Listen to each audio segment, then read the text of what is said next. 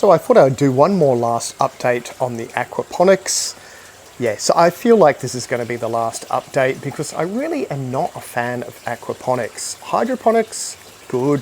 Aquaponics, a little bit of a pain. And if you haven't seen this system, it is a big swimming pool full of, well, it's not even a big swimming pool. It's like a 10-foot swimming pool full of freshwater stingrays, connected to 4 big 1,000-litre, give or take, tubs with other big sort of tropical and subtropical fish, and also connected to a big 9-foot by 4-foot aquarium with lots of cool tropical fish like South American peacock bass, stingrays, giant gouramis, Saratoga, pig-nosed turtles, yeah, all that wonderful stuff. And all this water is connected to these tiny little grow beds, which are just cheap modified eBay grow beds.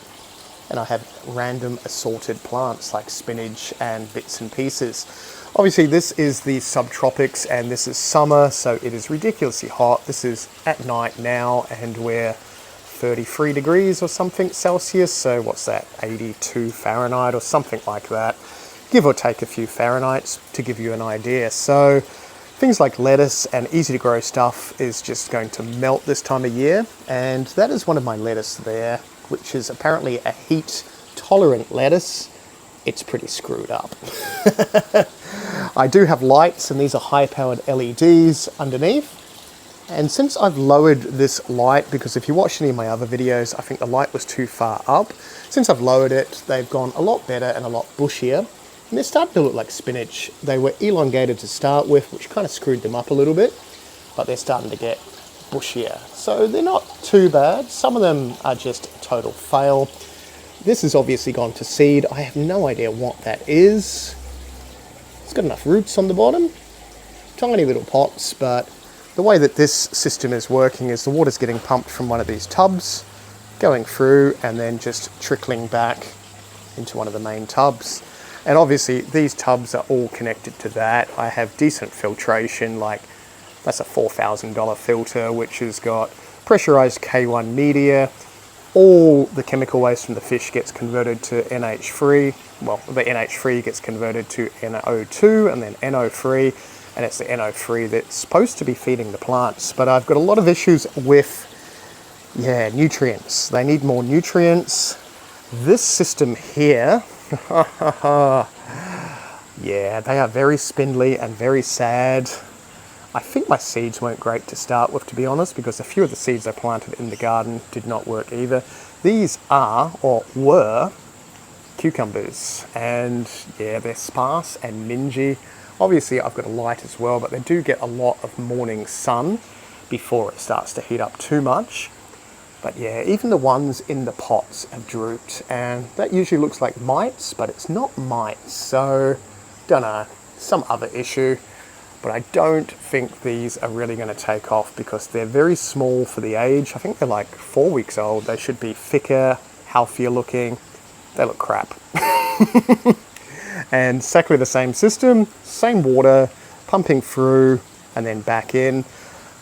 I don't even think they've got decent roots. Oh, not too bad, but not too great either. I might try one other thing, and I've got like an active plant substrate that you use for aquariums so it doesn't screw my water up for the fish. And I may fill up all this with that so the water trickles through them. So there may be another update. Look, if that works, I'll do another update.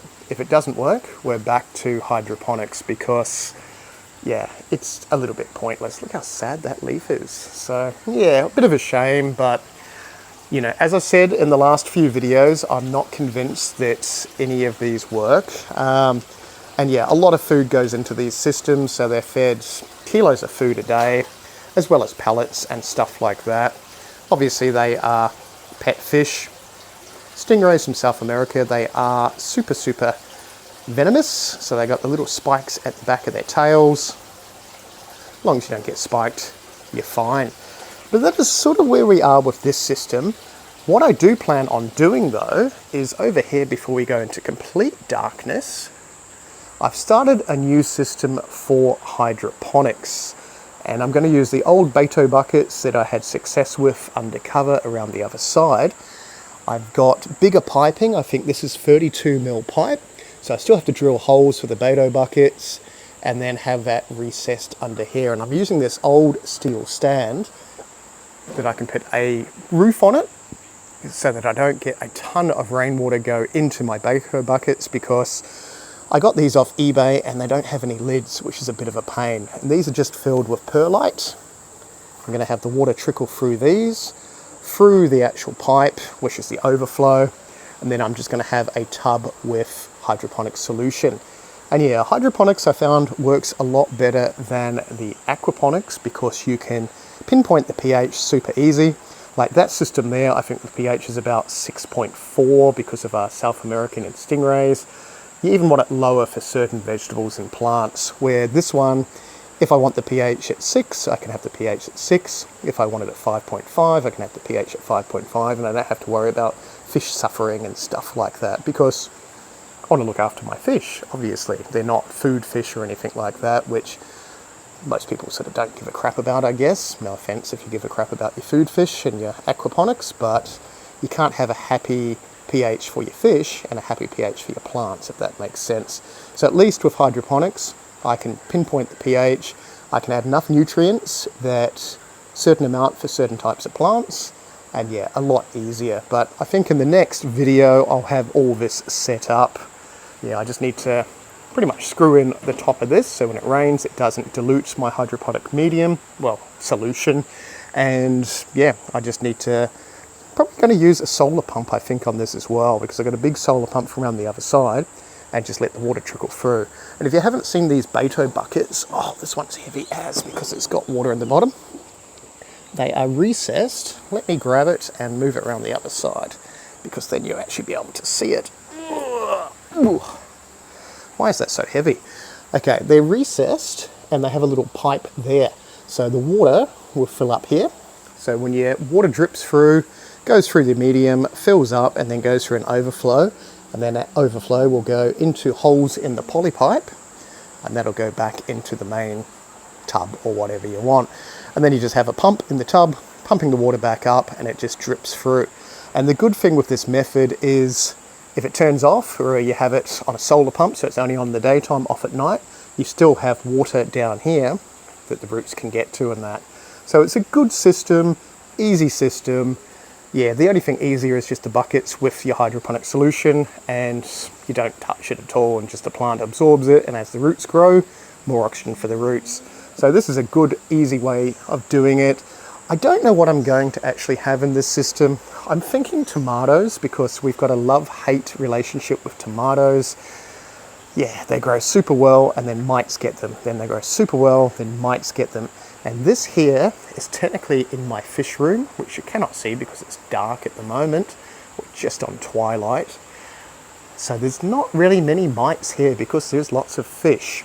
But I am, this time, going to buy predatory mites when I get my tomato plants, and this first time I see anything that looks like a mite on the leaves, predatory mites are getting released in there.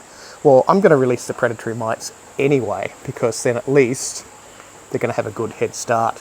And I think the only other thing I can do with this system, it will get a lot of sun because it is out in the open. The other thing I'm going to do with this system, I'm not going to put any LED lights on it because that's just defeating the whole purpose if it's solar and I don't want to use power, is I might put a mesh around the side just to stop any grasshoppers or crazy bugs wiping everything out, because that is another issue in summer here. Absolutely tons and tons of bugs. And even under here, which is completely undercover, every now and then something will wipe out half the plant, because something will lay eggs, caterpillars will grow or hatch, and all of a sudden a whole plant is gone.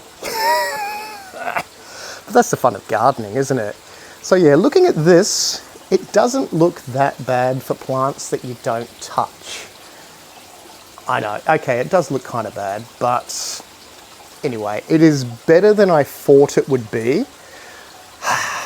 Those are disappointing, but I think it's just a nutrients issue, or it could be just dodgy seeds as well. Anyway, I'm going to put some I was going to say biomedia. No, I'm not going to put biomedia in there. I'm going to put some active substrate in there, and see if that makes a difference. So if there's no more updates on the aquaponics, you'll know why. If there is another update, that means it's actually worked, and shock horror if it has worked. But anyway, we will see you in the next video. It'll probably be the hydroponics setup over there. If you did like this video, click the thumbs up so I know, and I'll make some more. Anyway, I will get back to feeding fish and ignoring these sad plants, which not enough for even a salad. Well, maybe a small salad. Maybe I'll give some to the mice. It's the right sort of size. Anyway, see you in the next one.